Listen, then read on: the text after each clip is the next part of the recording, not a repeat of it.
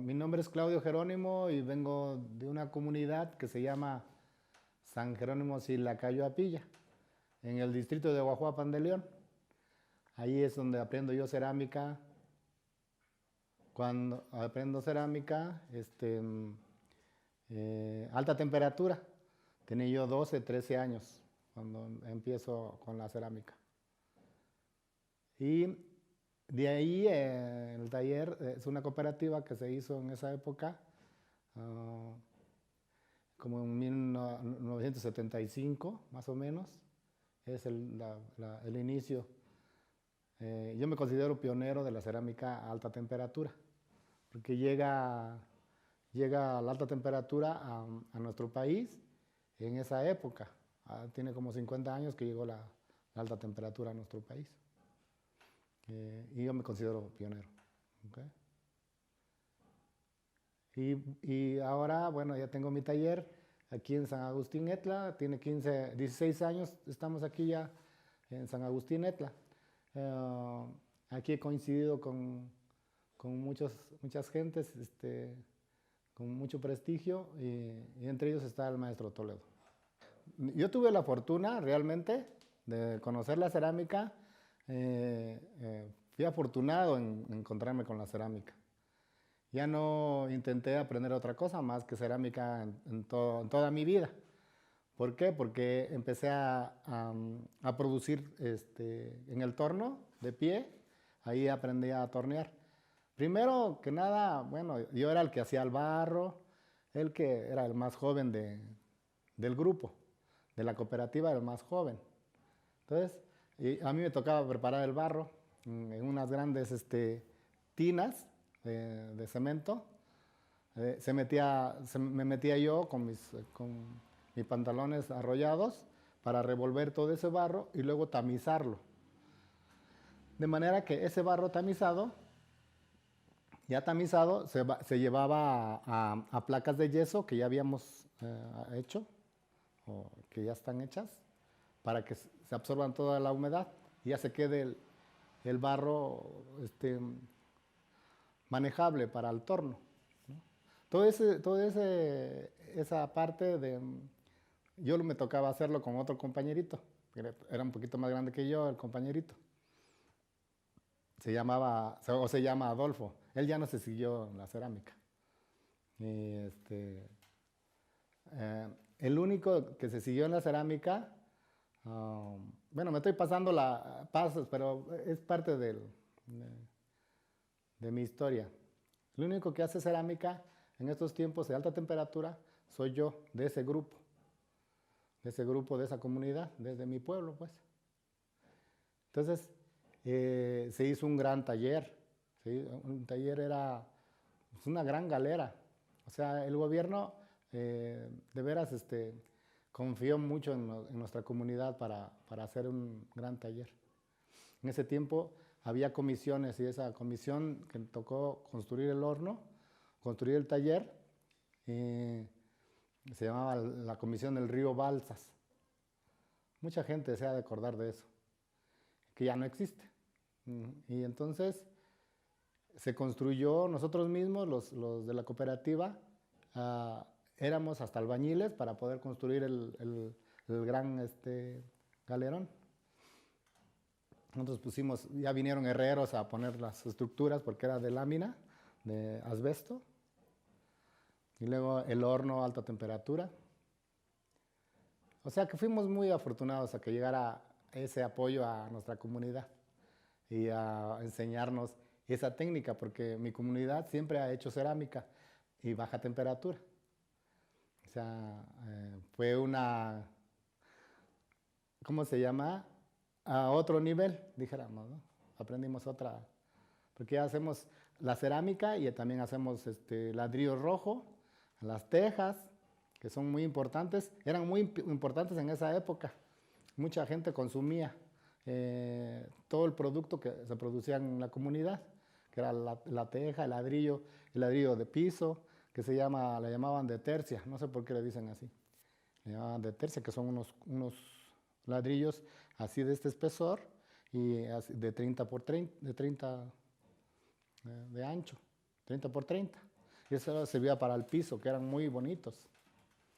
Y ahora se hace, pero ya menos producción. Ya prefieren otras maneras las gente para sus pisos o sus casas, ¿no? Entonces ya se produce menos. Y también porque se usa mucha leña. En esos hornos, eh, por ejemplo, entraban 3.500 ladrillos y pues se talaba un árbol grande para poder hacer una gran quema de ese tipo. Entonces, todo eso mermaba nuestro bosque y así. Entonces, cuando llega la alta temperatura, pues nos enseñan a quemar hornos con gas, ¿no? El gas es caro, pero es menos ah, depredador, dijéramos. Hay menos depredación del bosque, ¿no? Sí hay, pero no como antes, ¿no? Y finalmente, estamos todo el sexenio de esa época, todo el sexenio estuvimos como aprendiendo y produciendo. Lo que producíamos, ya producíamos vajilla, alta temperatura. Habíamos 12 torneros que se tornea con torno de pie, 12 torneros y a cada uno tenía un diseño asignado. O sea, por ejemplo, el platito chiquito, el plato mediano, el plato más grande, la jarra, la tetera, la jarra de agua, las tazas, todos teníamos ya nuestra asignación. Pero todos esos torneros, se vino una crisis espantosa a nuestro país, que todo el mundo migró a Estados Unidos. Mi papá también estaba en el taller, tuvo que irse. Mis hermanos no estuvieron, estuvo nomás mi hermana mayor y mi papá, éramos de la familia que estábamos en el taller. Mi papá se tuvo que emigrar a Estados Unidos. Yo tuve que emigrar, todavía joven, soltero, migré a México, DF, y anduve en varios talleres. Por ejemplo, me daban trabajo un día, 2 días. Era muy difícil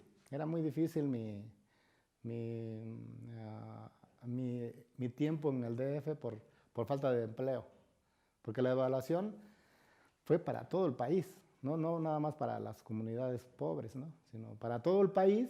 Hubo una gran devaluación de la moneda y el campo ya no se producía. Pero antes que llegara al DF, combinaba yo la cerámica con el campo. Temprano en la mañana me levantaba, uncía mi yunta a mis terrenos de mi papá, pues, los terrenos de mi papá, uncía la yunta, hacía los surcos, y mi hermana o mi hermano menor sembraban ponían la semilla. Ya se quedaban cuidando las vacas y yo me venía al taller. O sea que medio tiempo en el campo y medio tiempo del taller. Teníamos esa flexibilidad, o sea, nos daban chance de sembrar nuestras tierras. Pero ya se vino esta devaluación que les cuento, esta crisis espantosa que nos arruinó a todos. Entonces, me tuve que emigrar al DF, a batallar ahí a buscar trabajo, de lo que fuera, no solamente cerámica. También anduve de ayudante de albañil, logré aprender albañilería. Me sirvió mucho porque la albañilería tiene mucho que ver con la cerámica. Tiene que ver en el sentido, ¿cómo se llama? ¿Cómo se llama? Del oficio de la cerámica se parece mucho a la albañilería, porque necesitamos el nivel, a que esté derechita la pieza, que tenga una verticalidad exacta. Entonces, con una niveleta o con un plomo podemos nosotros hacer nuestros murales o nuestras esculturas, ¿no? Entonces, no perdí mucha práctica porque en lugar aprendí más, ¿no? Aprendí más con la albañilería. Y después de eso, pues bueno, encontré un taller aquí, un taller por allá, me pagaban muy poquito, no sé yo, una serie de piececitas, es lo que podían pagar ellos, porque los talleres pues tenían hornitos pequeños. Los dueños de los tallercitos pues no podían pagar más. Entonces estuve en varios lugares. Me encontré a un señor que tenía un taller, pero en Cuernavaca, Morelos. Y ese señor pues me dio trabajo de tornero, porque yo, mi oficio es el torno, ¿no? Me logré hacer buen tornero, ¿no? Entonces, me contrataron como tornero y estuve como año y medio, 2 años ahí.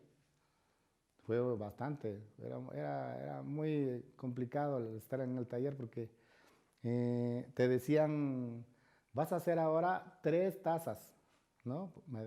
Es un ejemplo. Hoy, hoy miércoles te tocan hacer 3 tazas. Pero oiga, ¿y por qué no? Yo le decía, ¿por qué no hago 25? No, 3, nada más 3.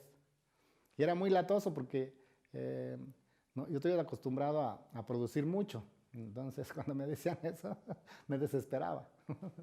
No entendía por qué tan poquito, ¿no?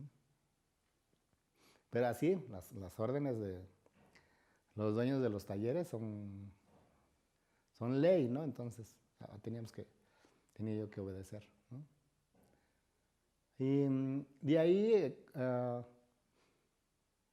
conozco a otra señora que quiere hacer un taller. Yo le ayudo mucho a hacer su taller, pues yo soy el ceramista, pues. Ella se llamaba, porque creo que ya falleció, Ruth Beltrán. Ella en el Pedregal hizo su taller, hicimos el taller. Entonces yo le ayudaba, me pagaba bien, me pagaba mi semana, podía yo hacer mis piezas. Ya como artista empecé a hacer mis vasijas, ya le ponía yo mis insectos ya le intervenía yo en mis piezas. Entonces, duré con ese taller, duré 15 años, bastante tiempo. La convivencia con ella fue muy larga.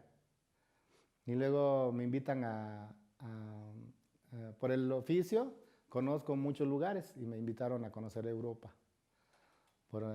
Oiga, ¿por qué no viene? Alguien me invita, una amiga ceramista austriaca, me invita a Europa. Me dice, ¿por qué no vienes a mi país a dar un curso de murales? Pero dice, consigue tú el vuelo y yo te convido mi casa, ¿no? Y fue una muy buena experiencia. Tuve 3 meses en la época de invierno, que es un frío fuertísimo para mí, porque yo soy de la Mixteca, donde pues no falta el sol, ¿no? Entonces, allá era muy gris, no había luz de sol, no había. Entonces fue bastante fuerte para mí. Pero pude estar en Europa, a ver otras culturas. Aprendí mucho, no que me enseñara nadie, sino aprendí a ver, aprendí a ver lo que yo tenía aquí en mi país, ¿no? Son países hermosos también, pero el nuestro no le pide nada a ningún otro lado, porque es hermosísimo nuestro. Pero no nos damos cuenta porque como ahí está, no nos damos cuenta. Solamente cuando te alejas y dices, no, es que tenemos estos espacios hermosos, ¿no? Eso aprendí en Europa. Hicimos una exposición colectiva en el centro de Viena. Me fue muy bien porque yo hice armadillitos, vasijitas pequeñas de armadillos, vasijas armadillos, que por ahí tengo, en pequeño formato, y pude vender. Vendí como, no lo sé, fue en el 98, 99, en ese año. 1999, 98, 99. Entonces vendí un buen dinerito, pude traer dinero de allá, pude conocer un poco de Italia. Estuve en Roma, en Perugia, en Venecia, en Florencia estuve. Y lo que sobró de piezas se quedaron en una galería taller que consiguió mi amiga austriaca. Y a mí hice de amigos austriacos allá también. Tenía su taller al mero centro de Viena, muy, muy bonito. Un espacio más grande que esto. Y ahí mismo expusimos, se inauguró. Bueno, regreso con mi amiga Ruth y ya decidió que ya no teníamos que estar juntos. Ella lo decidió, qué bueno que lo decidió porque yo estaba muy cómodo ahí con ella trabajando. Y mi familia también allá. O sea que ya no me interesaba moverme de allá del DF. Pero con este confrontamiento con mi amiga, tuve que pensar otras cosas. Ya decidí venirme a mi pueblo a reactivar mi taller, hacer ya mi propio taller. Pensé en tener un taller de producción, ¿sí? Pensando en platos, tazas. Pero mi pueblo está tan solo que hasta me dio frío. Entonces decidí probar suerte aquí en el valle. Y ya me vine en el 2000, llegué al valle de Oaxaca a buscar un espacio donde yo pudiera haber hecho mi taller de producción. ¿Sí?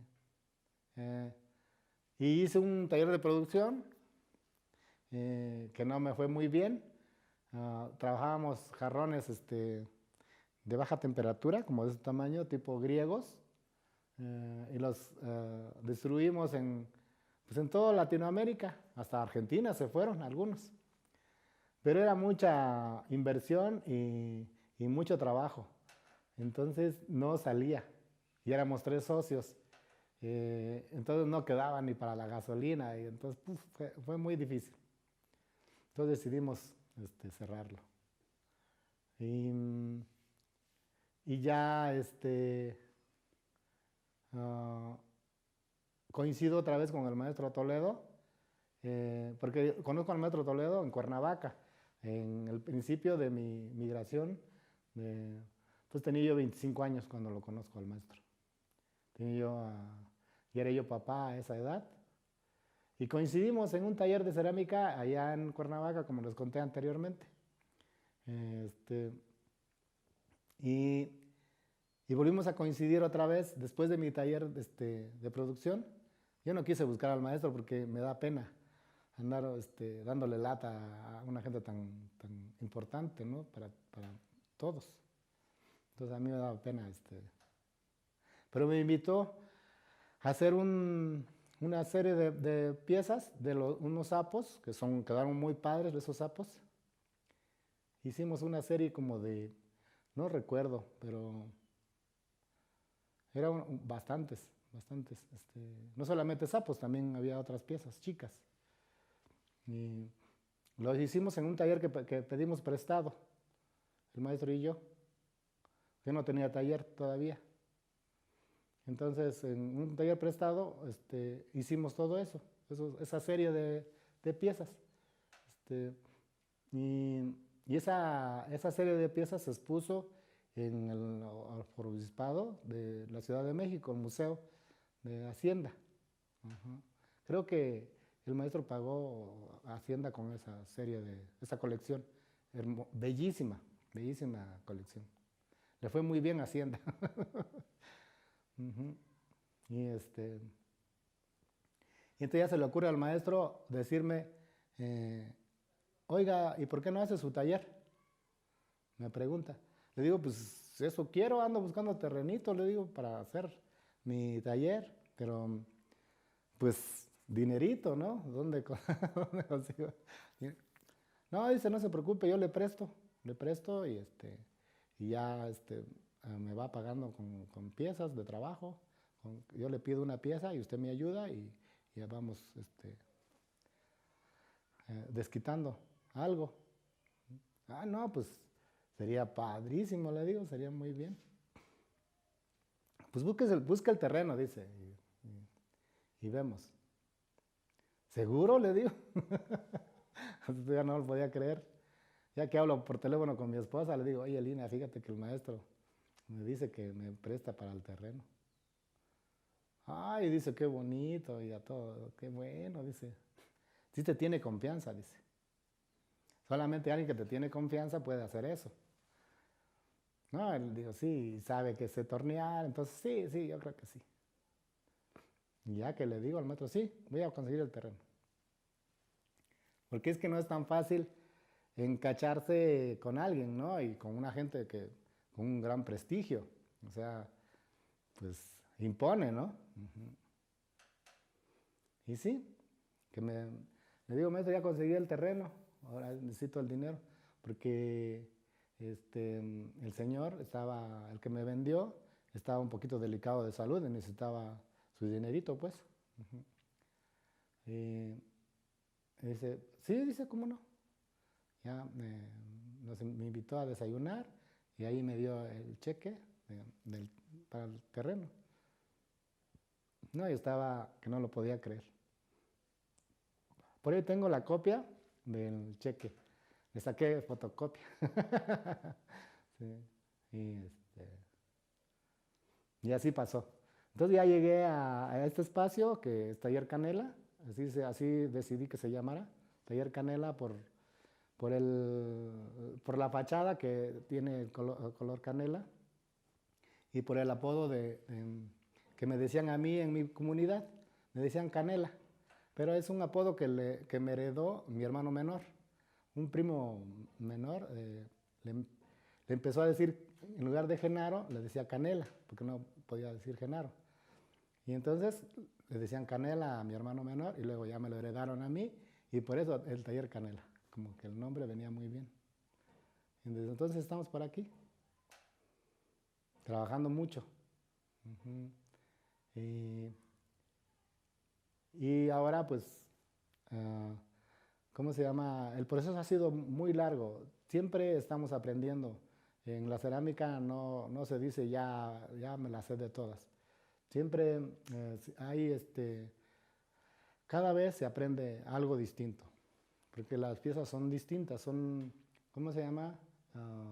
Es otro momento, es un nuevo momento, el pasado ya fue, el que sigue no sabemos, entonces nunca se deja de aprender, ¿no?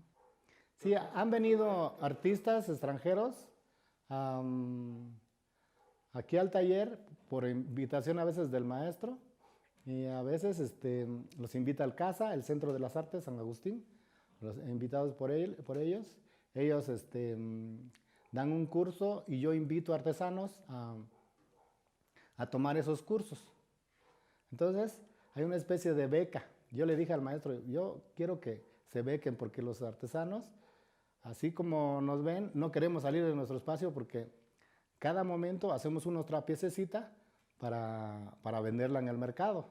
Entonces no podemos dedicarle tiempo extra a otras cosas, porque nuestro tiempo ya está como, ¿cómo se llama? Repartido, ¿no? En el día.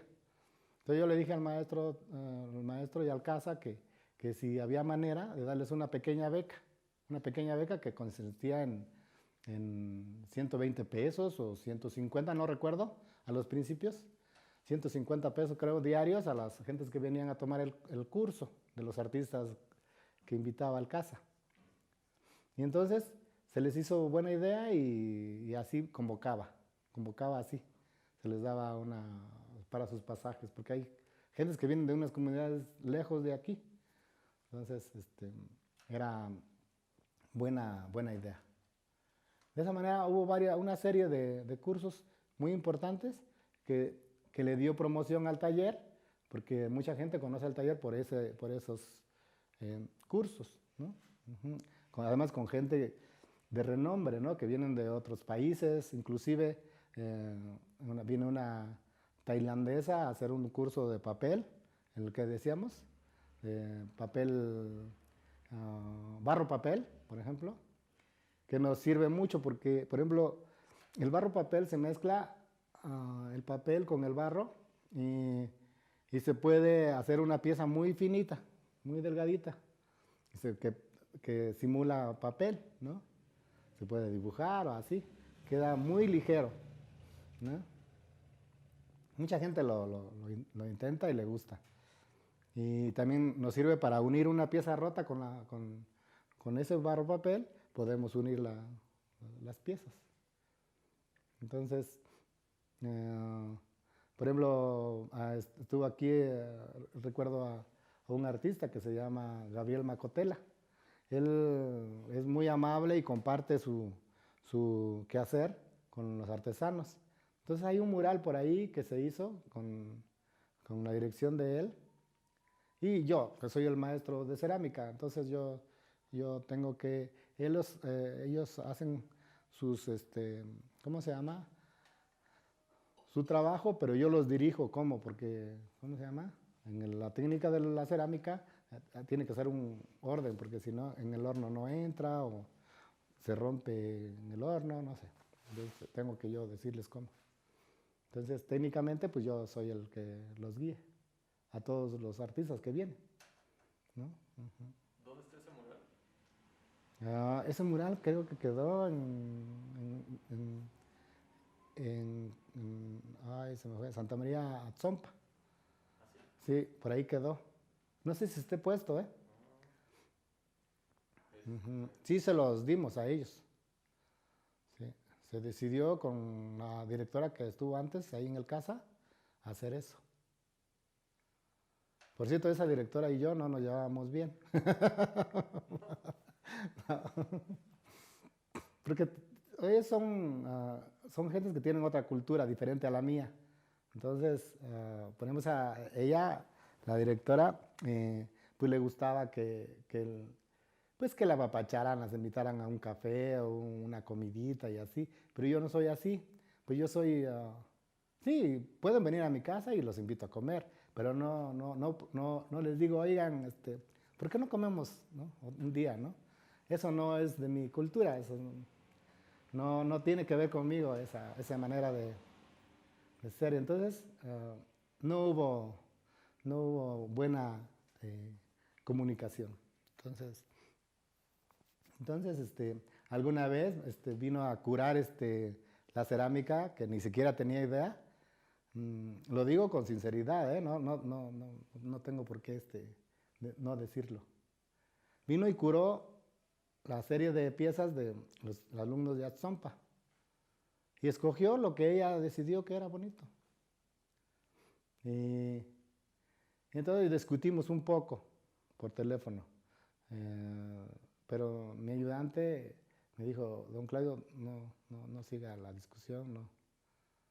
Y le hice caso a mi ayudante y ya no seguí la discusión. Porque se atrevió a decirme que no era yo, tú no eres el maestro, tú eres el ayudante, ¿no? Pues sí, le digo, soy el ayudante, no estoy diciendo que no, pero yo soy el ceramista, ¿no? Entonces, esas cosas que no puede uno olvidar, pues no se puede pasar de largo. Hay gente que se atreven a faltarle al respeto a uno, ni modo, pues. Uh-huh. Estamos expuestos a todo eso. Pero con el actual director todo bien. Con el actual director todo bien. Esperemos que nos mande artistas a que den cursos. A que den cursos. ¿Mm? Y que bequen a los alumnos. ¿Con Gustavo Pérez también estuvo trabajando? Gustavo Pérez vino, pero dio un curso no tan... es que poca gente comparte. Poca gente comparte. O sea, les cuesta trabajo compartir, ¿me entiendes? O sea, entonces, sí dio un curso. Ya no volvió. Pero Macotela no, porque Macotela ha venido varias veces y invitamos a artistas por nuestra cuenta a que vengan a ver lo que hace el maestro. Y yo convido también, les doy material para que se desarrolle. Mucha gente lo aprovecha y mucha gente no hace caso, pero hay gente que ha logrado cosas, ¿no? por hacer caso a gente como Macotela, ¿no? Él sí comparte. De los maestros que yo respeto, así puedo mencionar a Macotela, Maestro Toledo y Macotela. Son los dos maestros que comparten sin ninguna, ¿cómo se llama? Sin ningún prejuicio. Entonces, son los dos maestros que respeto y lo he dicho muchas veces. Con el maestro Toledo hemos trabajado mucho. Por ejemplo, él me sugiere, oiga, por ejemplo, ¿me puede hacer una pieza así?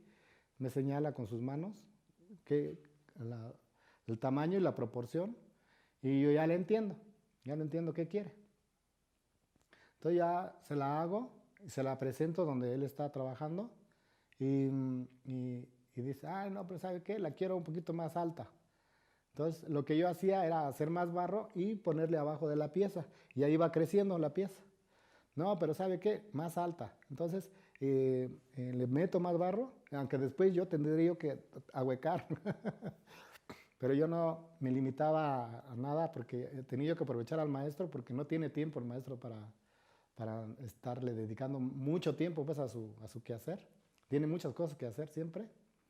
Entonces trato de aprovecharlo, que esté y que le rinda su tiempo, pues. Y una pieza, por ejemplo, la puede hacer, pero rápido, es muy hábil, era muy hábil, que el pan descanse donde esté, muy hábil con sus manos, porque hacía, por ejemplo, le ponía alacranes a una pieza, ¿no? Es un ejemplo. Y ya veía su pieza, ¿no? Y gritaba a todos los alacranes. Y le ponía con cangrejos y tampoco le gustaba. Había días que podía intervenir una pieza 10 veces la misma pieza. No le gustaba nada de lo que hacía, ¿no?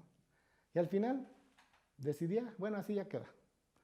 Y mágicamente la pieza era igual de hermosa, ¿no? Como las anteriores. La misma forma la transformaba en muchas cosas, ¿no? Y no le convenía. Entonces, ya cuando decía, esta sí ya así queda, ya déjela secar, ¿no? Me decía, por ejemplo. Me hablaba de usted. Le digo, oiga, maestro, ¿y por qué me habla de usted? Y me dice, pues le hablo de usted, dice, porque también yo quiero que usted me hable de usted. Era una forma de respeto, dice.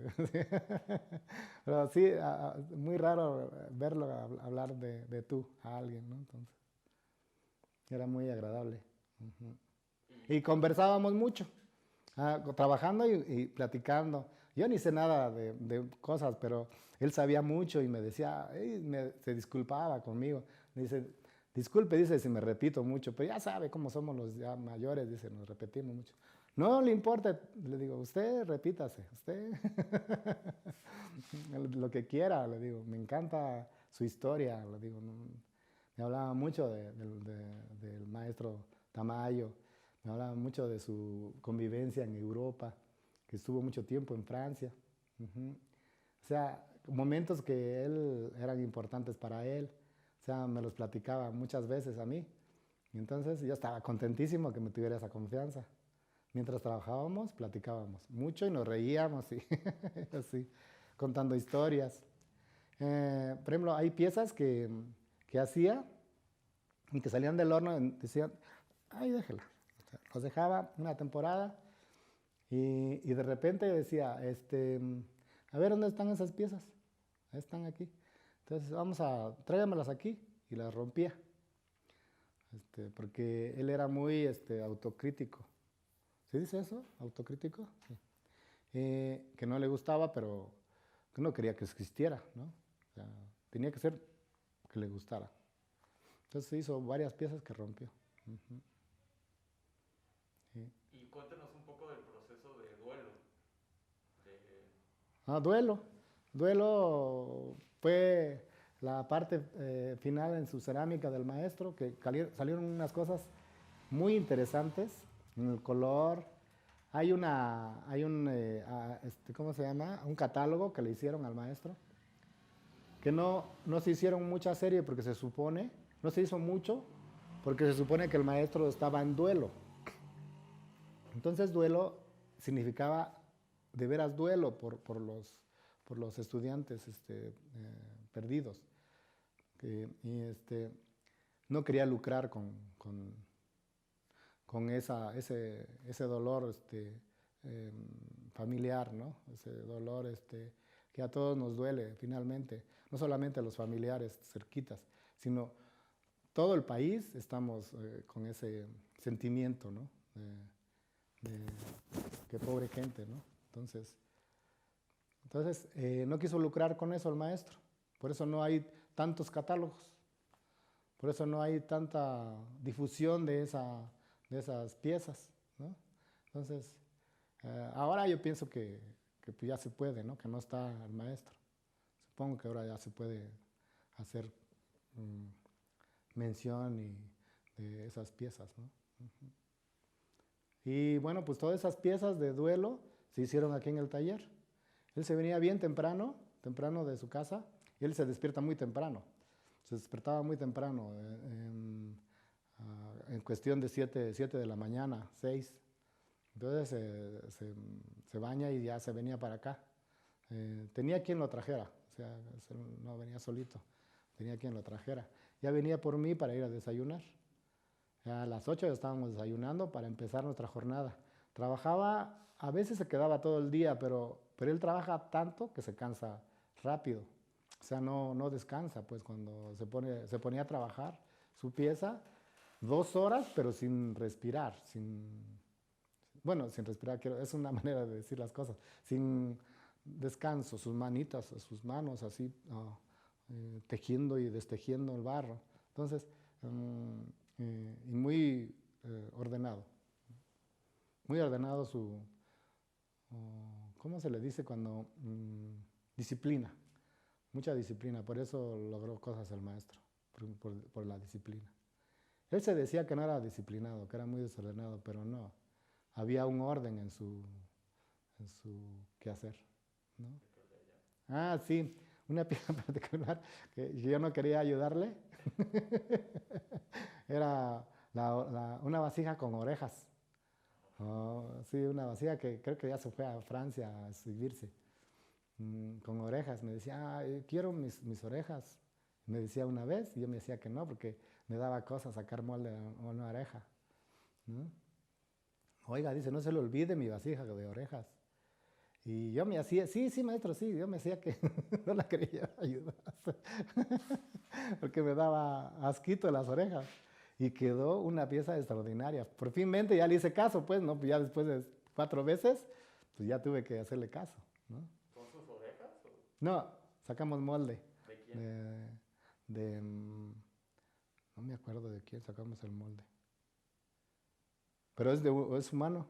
Y nosotros ya le reprodujimos las orejas. Y ¿Y los colores cómo son? pues tuvimos la fortuna de conseguir colores fuertes, ¿sí? Los amarillos y los naranjas y los rojos, que son fuertes para el tema, pues ya los conseguimos aquí en nuestro país, de esos colores. Y son pigmentos, pero para alta temperatura. Uh-huh.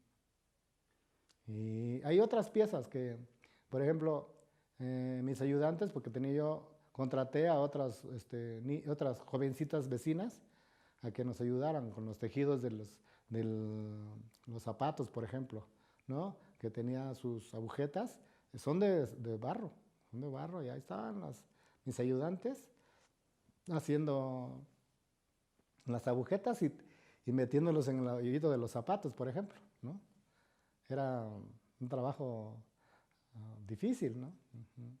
Porque como son piezas únicas, siempre tienes que improvisar.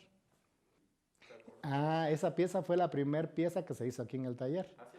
La primera pieza del maestro que se hizo aquí en el taller.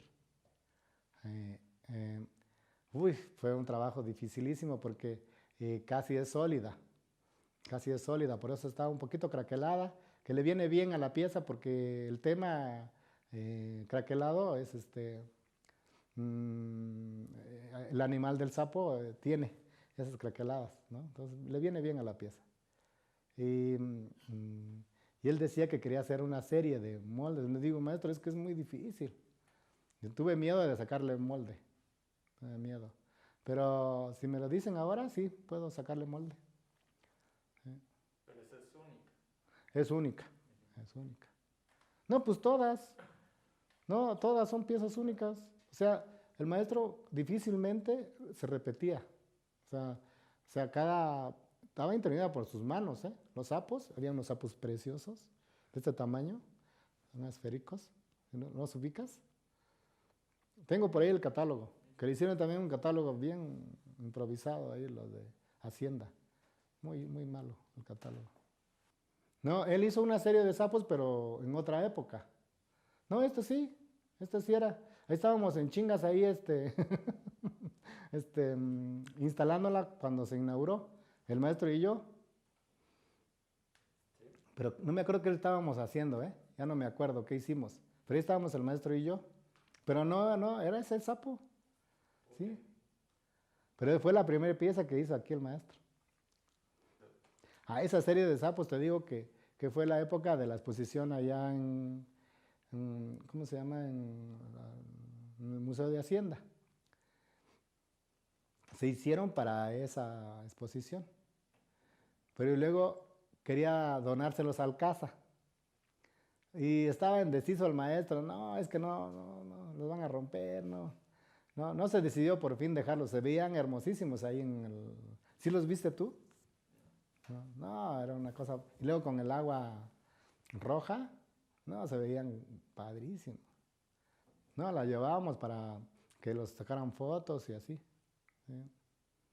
Tienen una historia muy bonita esos sapos, quién sabe, quedaron por ahí. No sé si la Quetzali todavía tiene un vaso de este tamaño como fuente, no sé si todavía la tenga. Sí, todavía. Esa serie, esa misma serie. La cartera, esa también la hicimos en esa misma época del taller prestado. En esa misma época hicimos esa pieza. La pieza original es de cerámica, como 1,20 de ancho por 58 de ancho. Entonces nos llevamos ahí fácil, como el maestro le dedicaba poco tiempo a la cerámica en esa época porque estaba muy ocupado con la restauración del casa. Nos llevamos creo que casi 3 semanas haciendo esa pieza. Esa es la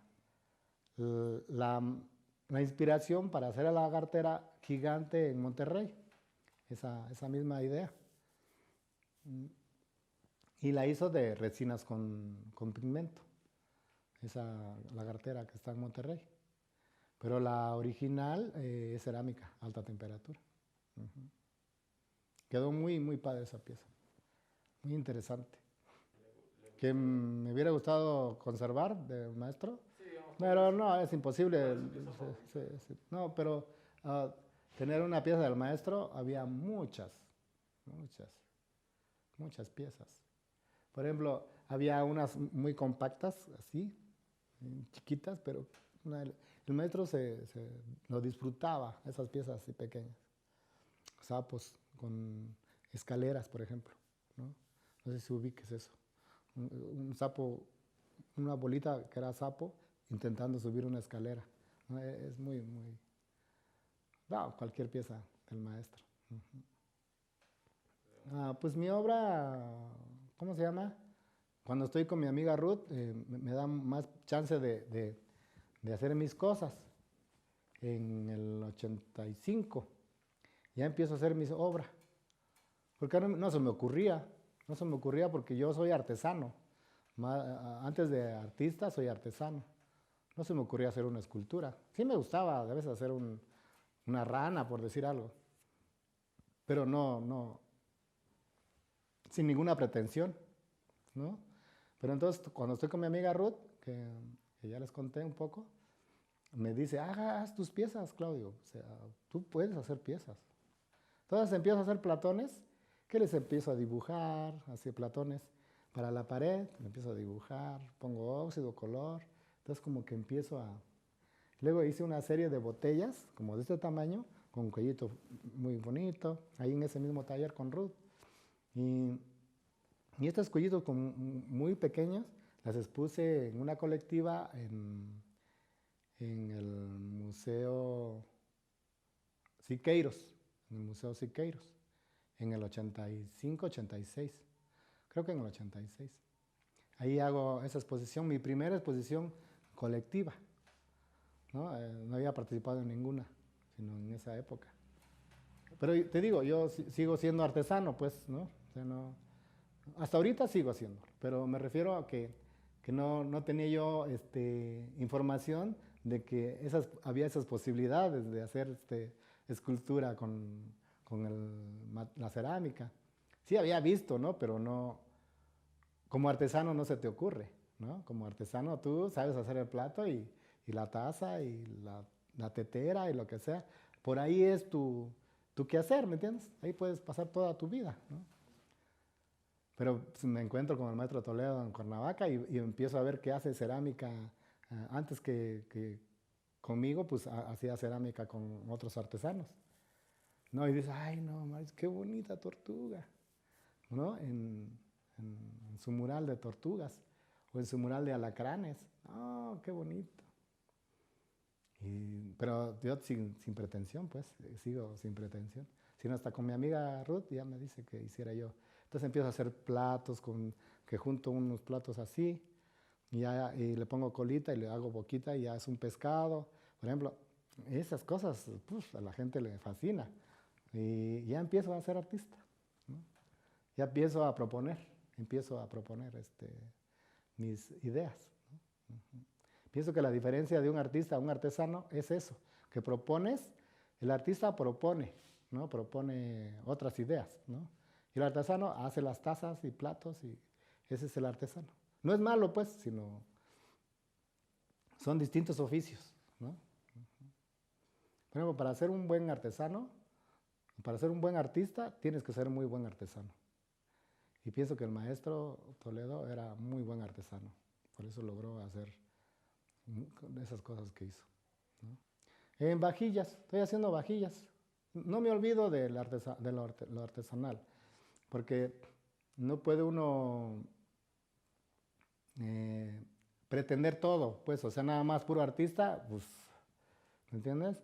Tienes que invertir todo tu tiempo en vender tu pieza, que tiene mucho chiste, vender piezas. Entonces, prefiero hacer mi plato y si se vende una escultura, pues qué bueno, ¿me entiendes? Pero yo tengo que hacer platos para vender, más fácil.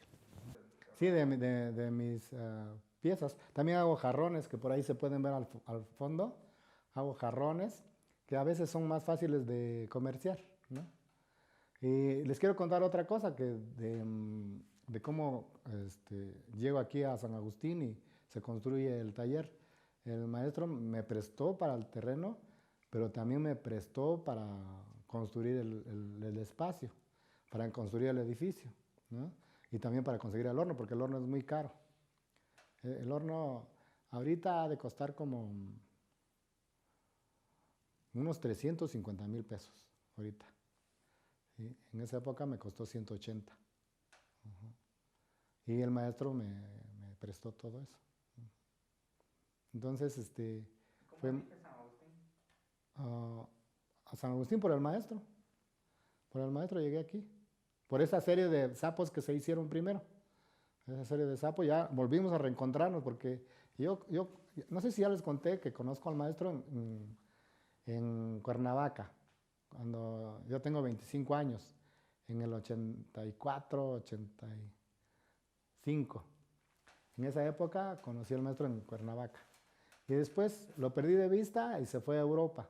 Viví muy poquito con él, trabajé muy poquita cerámica para él, pero se hizo todavía ahí. Entonces vio que sabía yo tornear y que soy de acá, de Oaxaca, de la Mixteca, pero de Oaxaca finalmente. No se le olvidó, entonces ya me buscó para que le ayudara yo a hacer esta serie de sapos. Oiga, es que quiero hacer cerámica, pero quiero que usted me ayude. Sí, le digo.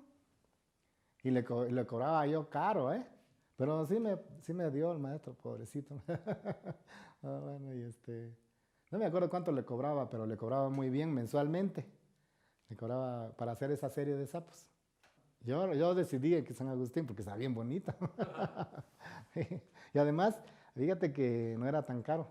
Todavía cuando yo llegué, en el 2002, llegué aquí, 2003. Y no era tan caro. Ahorita ya es carísimo. Ahorita ya. Y entonces, de esa manera. Ujú.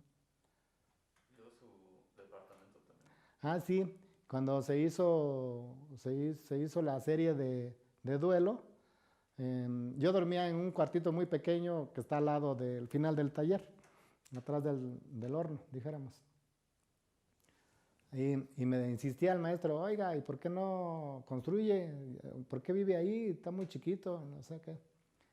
No, maestro, le digo, estoy bien, no necesito más. Pues todo mi tiempo estoy en el taller, le digo, no, ahí nomás duermo y ya, no necesito más. No, dice, haga su cocina, dice, para que coma. No se preocupe, dice, yo le presto. ¿Qué necesita de materiales? Le digo, no, pues yo insistía en que no. Y sí le di el presupuesto de más o menos cuánto material. El arquitecto ahí se me fue el nombre, no me recuerdas el arquitecto que estuvo en el casa, pero Enrique Román. ¿eh? Enrique Román. Enrique vino a ayudarme a diseñar, pero como casi no le hago caso, o sea, que yo me siento también arquitecto, entonces decidí ya no venir, entonces ya no venía. Pero él me echó la mano al principio diciéndome, por ejemplo, acá puede ser así. Pedí opinión con otros arquitectos, pero también no me gustaba lo que ellos me proponían, hasta que yo decidí cómo hacerlo. Y ya le di el presupuesto al maestro. Dice, no, vaya a la casa de materiales, pida lo que necesite. Y usted no me tiene que estar dando cuentas. Y ya pedí lo que necesitaba. Traté de pedir lo menos posible porque finalmente, si deja el negocio de la cerámica, deja. O sea, entre él que puso la mayor parte del material, pero muchas cosas yo las tuve que conseguir, ¿no? Me quiso mandar a las puertas, por ejemplo. Duré un buen tiempo sin puertas y me mandó a un um, de maderas, ahí se me fue, carpintero, y, y me hacía el presupuesto. No, está muy caro, lo decía yo al maestro. No, ya. Después, no, dice ya, le voy a mandar a tal, o sea, dale. Y ya me ayudó con las puertas. Uh-huh. Y así. Estoy muy contento porque pues es una construcción que va a durar mucho tiempo. No es una cosa improvisada, ¿no? Entonces, ha servido también, este taller ha servido como escuela para muchos. Y quiero que siga siendo así. En general, pues puede venir todo mundo, no solamente los artistas de renombre, puede venir todo mundo. Hay gente que no tiene ni idea qué es cerámica, pero que no se preocupen, yo les digo cómo se hace. Vénganse a enterar cómo pueden venir. Aquí hay material que de repente yo puedo vender o puedo convidar, depende de quién venga.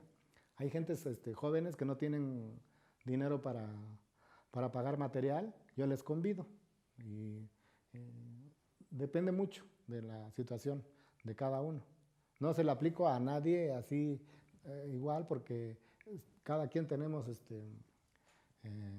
nuestros problemas económicos o no, ¿no? Uh-huh.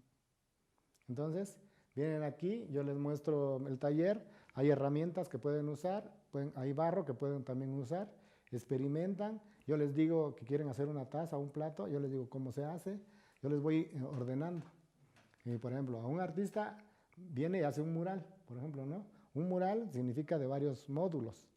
Entonces yo le tiendo la placa en una mesa, interviene el mural del artista y ya le cobro por metro, por ejemplo.